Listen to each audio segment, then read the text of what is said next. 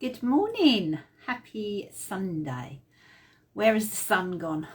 Yesterday was lovely, lovely and warm. Today it's a bit grey and it's actually raining here where I am in Rayleigh, so not very nice.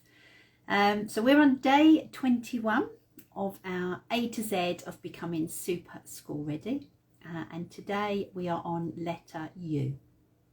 Letter U for underwear. I had to choose underwear with my background in toileting and my toileting success. But what do I want to say about underwear when they go to school?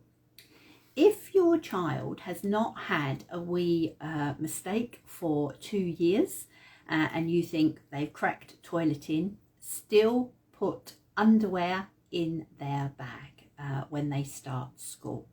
I'd also pop in some spare socks as well, because children can have a big wee and they can wet their socks. So what I've found out is that since COVID, some schools are not giving out spare clothes anymore. I've heard from my families that this is what's happening. Also, since COVID, their PE kit is not staying at school.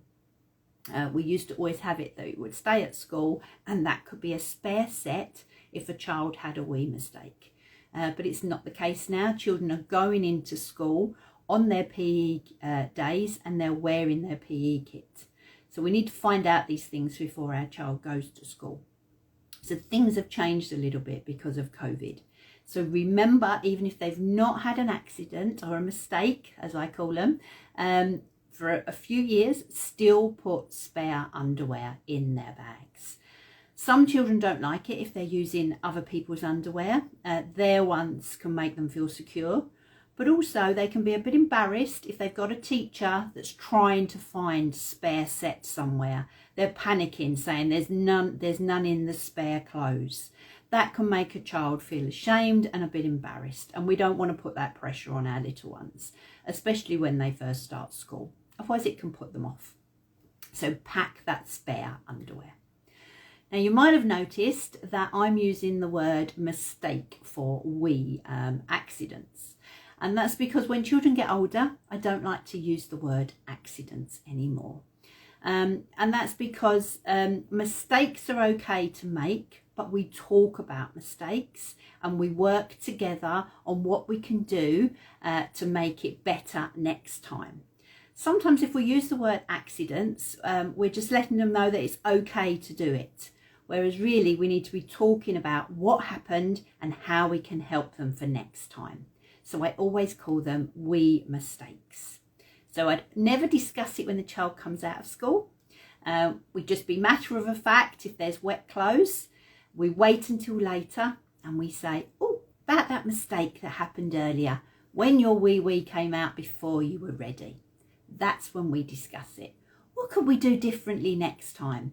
And sometimes we can find out what it is that's going on in our child's head when it comes to why they didn't want to use the toilet. They didn't want to stop playing. It can be something as simple as that. They were scared that somebody else was going to take their toy that they were playing with when they went off to their toilet. So you can practice with them what they could do instead. They could ask a friend, could you look after my toy? Often children want to look after somebody else's toy. They're very much like, oh, yes, please. And if anyone tries to touch it, they'll be saying, no, Chloe's in the toilet. She'll be coming back. You get them to learn some tools and some skills of what they can do. So we always plan for those little mistakes later. So that's you today, not forgetting the underwear. I see I've got quite a few people joined today, which is lovely.